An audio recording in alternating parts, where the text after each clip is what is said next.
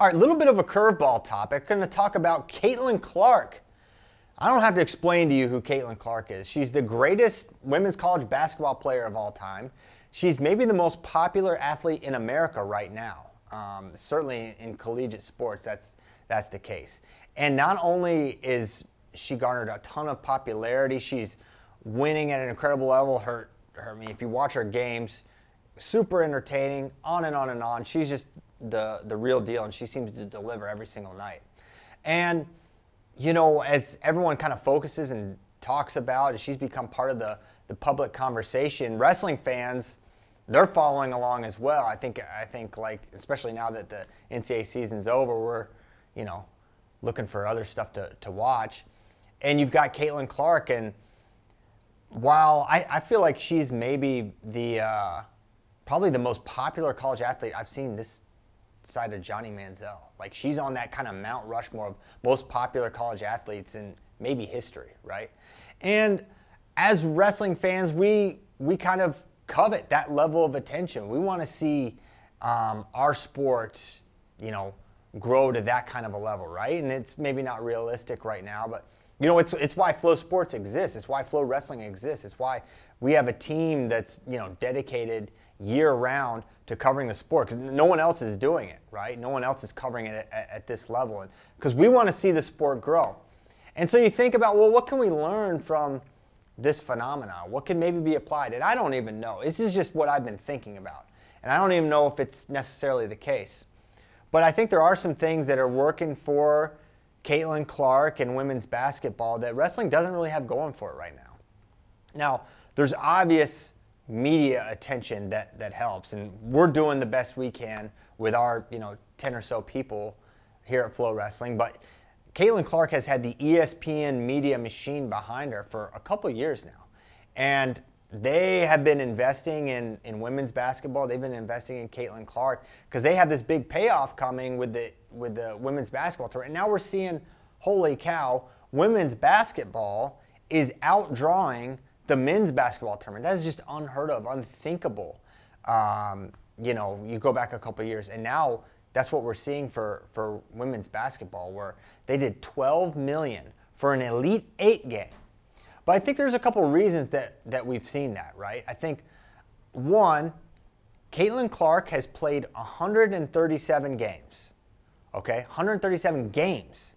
She averages like 35 minutes a game. That's 4,795 minutes for her career that she's been on the court. 80 hours.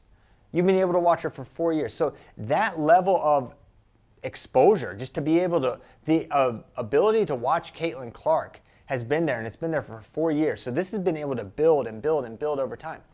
We'll contrast that with wrestling, where we just had two four-time national champions.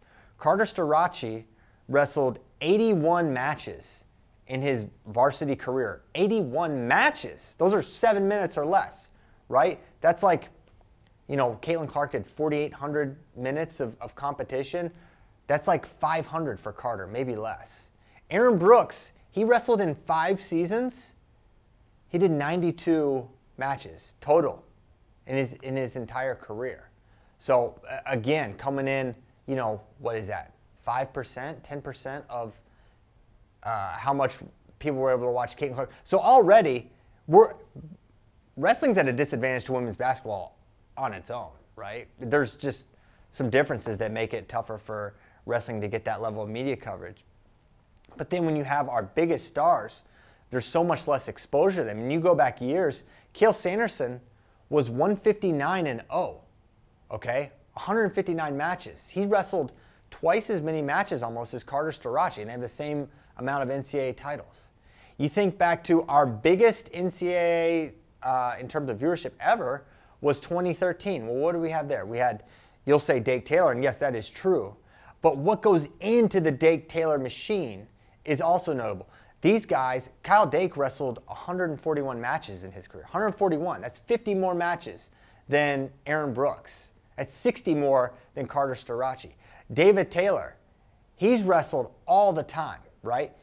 And you know, he wrestled 137 matches in his career. But what you also had in there was you had this story built in. You had this tension that these guys were friends and they're both in pursuit of history. And David Taylor's the reigning Hodge Trophy winner, and he's trying to win again. And Kyle Dake is trying to win his 4th NCAA title. So you had this kind of built-in tension. That's another thing that Caitlin Clark kind of has going for her as well, especially with this LSU game, is you had Caitlin versus LSU. You had kind of like, if you like Caitlin Clark, then LSU to you, and Kim Mulkey and Angel Reese, they were the villains, and Caitlin Clark's a good guy, and they had this back and forth. And Caitlin Clark is not this, you know, I think she's a fine sport, I suppose, but she's kind of, you know, verbose. She's in your face. She gets into it. You know, she's screaming. She's profane. You got Angel Reese.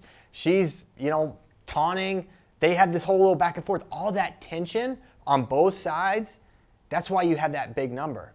Wrestling kind of doesn't like that tension. They kind of shy away from it. It's like, it's almost taboo. That's why when you have someone like Carter is one of the few guys in NCAA wrestling over the last couple of years that'll kind of lean into the tension, right? But he doesn't really have a counterpart, right? There's no one else really giving that counterbalance to Carter. So I think that tension really matters, right? So I think not only do you have the media machine of ESPN and Clark's transcendent greatness, which cannot be discounted. She is the best. She's the best ever. Gino Auriemma says she's the best ever, right? Gino is probably the best college coach, women's basketball coach ever. Him or Pat Summitt, I don't know. I'm not a historian there, but I know their kind of place in history.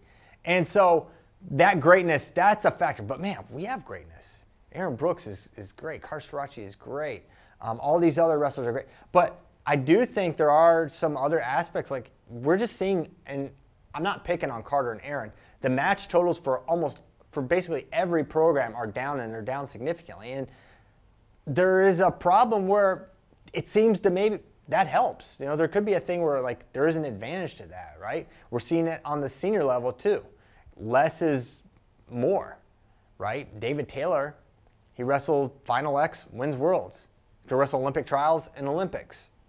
These guys don't have to compete as much, and it's not to a detriment. So that's a problem that wrestling kind of has, because, well, if that's part of the success, if that's what's helping them win, then they're not going to want to shy away from that. So when these things are at cross purposes, that makes it tough. So I think the Caitlin Clark machine is I mean, I think it's an incredible thing for you know, women's basketball and women's sports in general. But I think there's reasons behind it, and I think there is a little bit something maybe wrestling could take from it. We could use a little more tension. We could use a little more, you know, good guy, bad guy. We could use a little bit of you know, trash talk. And we need to watch these guys wrestle more. You can watch Caitlin Clark compete 10 times as much as our best. So that we're already at a disadvantage, and our best are competing 10% as much as the basketball. I know they're different sports, but it all factors in. So I think that should be considered as well. You know, ESPN has the NCAA championships in wrestling. They could get behind these guys year round, but they don't have the, you know, they're not incentivized to do that, or I guess they don't see the opportunity there. But I think there are some little things that wrestling could do to maybe help itself, or at least it can explain why we kind of find ourselves with lesser numbers. What do you think? Is that part of the problem? Could we have a little more tension? Would that be the worst thing? I don't want trash talk, or bad trash talk. I don't want it to get over the line. But I think a little bit of tension goes a long way. And I remember we met with UFC and their marketing people. Our top content guy at the time, Ray, met with them. They said there are a few things that people really get behind. And the number one is tension. That bitterness, that rivalry, that's just a real thing that brings people to the table. So let's get a little more tension. Let's watch these wrestlers wrestle a little more often, be it senior level, NCAA. I think it'd be a good thing. I'm not asking to go back to 40 matches a year. Maybe that's not realistic. I don't know. But I think seeing these wrestlers compete a little bit more, a little bit of tension, maybe there's something we could take from Caitlin Clark.